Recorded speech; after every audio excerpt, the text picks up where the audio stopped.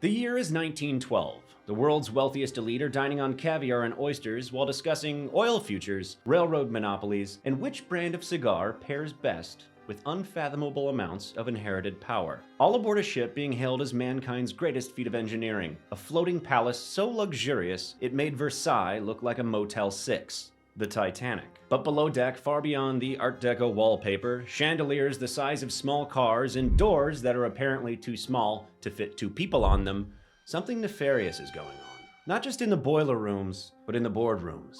Because according to one theory, the Titanic wasn't sunk on accident by an iceberg. It was sunk on purpose by a banker. And not just any banker, J.P. Morgan.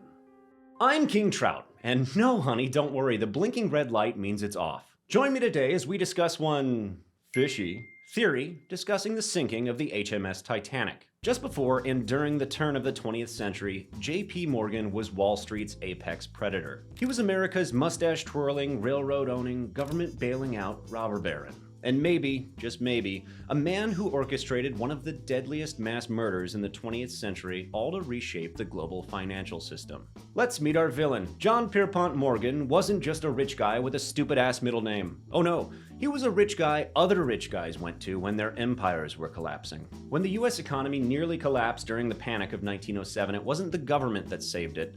It was J.P. Morgan. He essentially acted as a one-man Federal Reserve before there even was one. And that's where the problem begins. Morgan was a firm believer in centralized banking. He wanted a national reserve that could control money supply, inflation rates, and prevent bank runs. Because if Morgan was going to control the country, he needed to control its money first. But here's the kicker.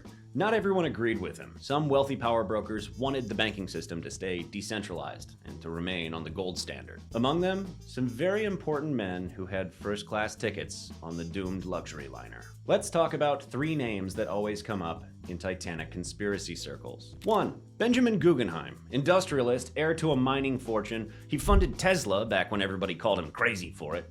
No, not that one, the other one. And allegedly an opponent to centralized banking. 2. Isidor Straus, co-owner of Macy's, former congressman, and again, no fan of the Federal Reserve. And 3. John Jacob Astor IV, one of the wealthiest men in the world at the time, and again, an opponent of the Federal Reserve Act. All three men died on the Titanic, and all three were opponents of J.P. Morgan, both financially and ideologically. And all three could have thrown serious wrenches into the establishment of the Federal Reserve Act. Now ask yourself, what are the odds that these three men, all titans of industry and opponents of the Federal Reserve, just so happen to be on this ship that sank, while the one man, their strongest opponent, coincidentally was not? Well, about that. Here's where things get weird. The man who stood to benefit the most from their deaths, J.P. Morgan, was also supposed to be on the Titanic. He even had his own suite. His luggage was on board, his top hats were in the closet, the press even announced his attendance. But then at the last minute, like hours before, he announced that he would not be departing. Morgan pulled out at the last minute, citing illness or urgent business, but guess what? Days later, witnesses spotted him enjoying a leisurely stay at a resort in Aix-les-Bains, France, perfectly healthy, puffing on cigars as if nothing were wrong. He looked like a man who didn't just dodge an iceberg, but he'd planned on it. Even his friends raised eyebrows. And when you're so suspicious that even Gilded Age robber barons think it's a bit shady, it says a lot. April 10th, Titanic departs Southampton. Aboard, 2,200 passengers, a veritable floating social ladder. But beneath the silverware and champagne bubbles, things were off. The ship only had 20 lifeboats, even though it was designed for 64. The excuse?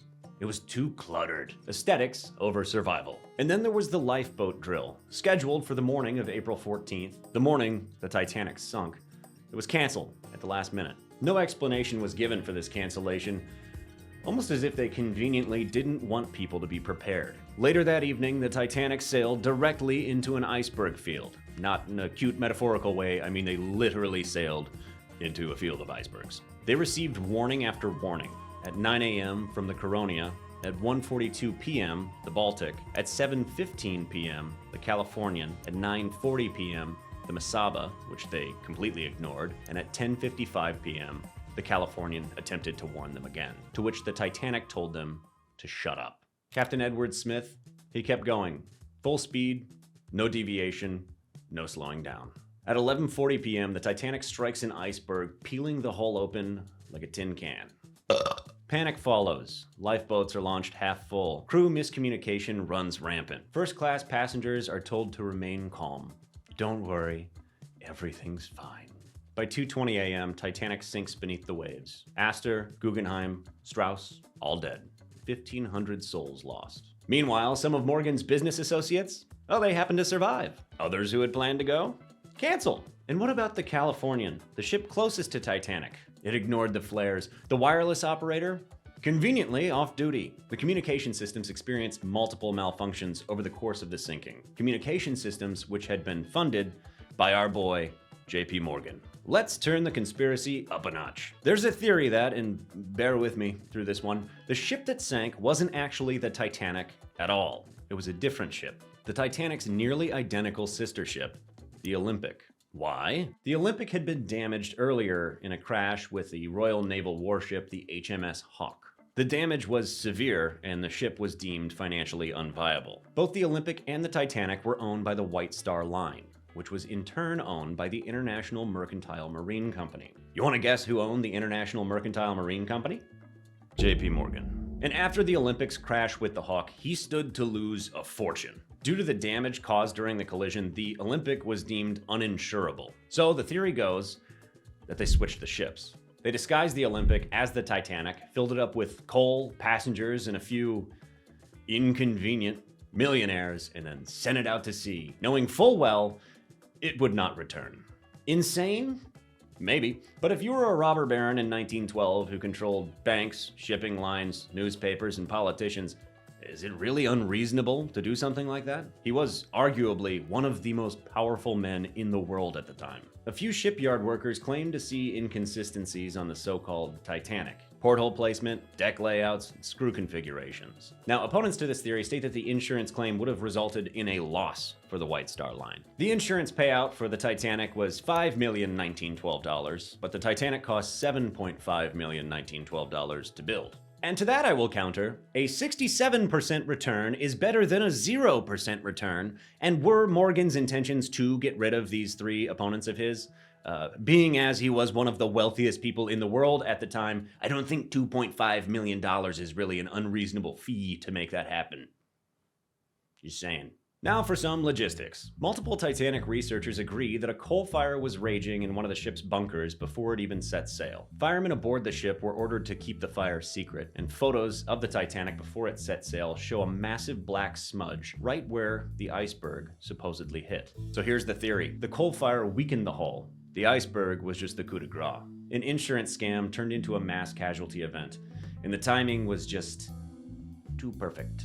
Hell, maybe the iceberg was legitimately an accident on top of the coal fire. I don't know. Either way, the ship sank. Morgan's top three rivals are dead, and less than a year later, on December 23, 1913, the Federal Reserve Act passed. It creates a centralized banking system which can manipulate interest rates, issue currency, and stabilize the economy. Exactly what J.P. Morgan wanted. With his ideological opponents at the bottom of the North Atlantic, the road was clear. The Fed becomes the most powerful institution in America. It controls inflation, dictates recessions, and is accountable to no one but itself.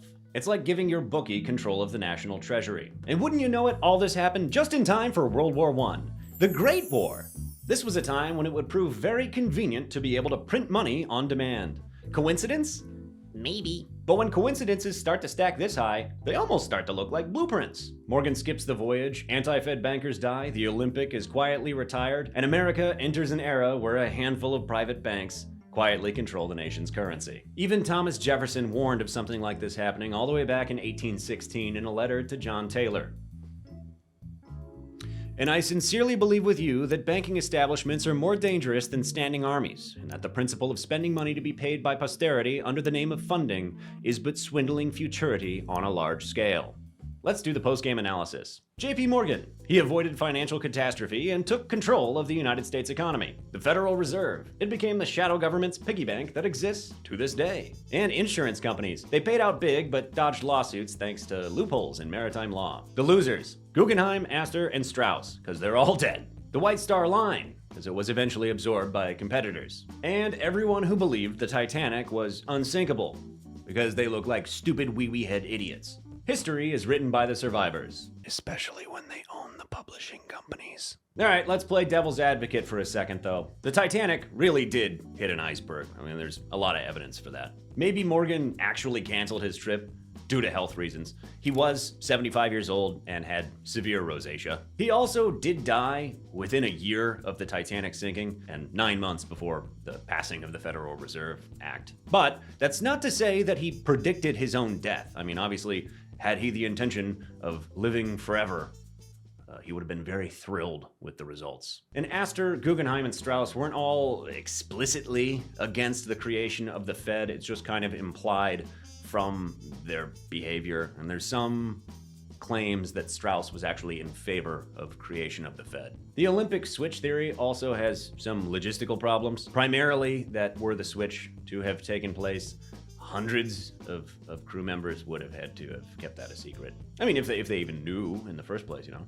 And all of those are valid counterpoints, but conspiracy theories aren't built necessarily on the evidence that's available to us, especially when those in charge of disseminating it have something to gain. They're built on patterns, coincidences, and power imbalances that make you question whether the truth is what we are told it is. And when the guy who stands to gain the most from the disaster also happens to be the guy who controls the means of communication, investigation, recovery, and literally owns the fucking ship, it's entirely reasonable to ask some follow-up questions. So, did JP Morgan orchestrate the deadliest maritime disaster in peacetime history just to orchestrate the implementation of the Federal Reserve? Well, there's no smoking gun, no signed confession, and no 1912 CCTV footage with, a minute missing for some fucking reason. But there is opportunity, there is means, and there is a long, dark history of powerful people making problems go away when they stand to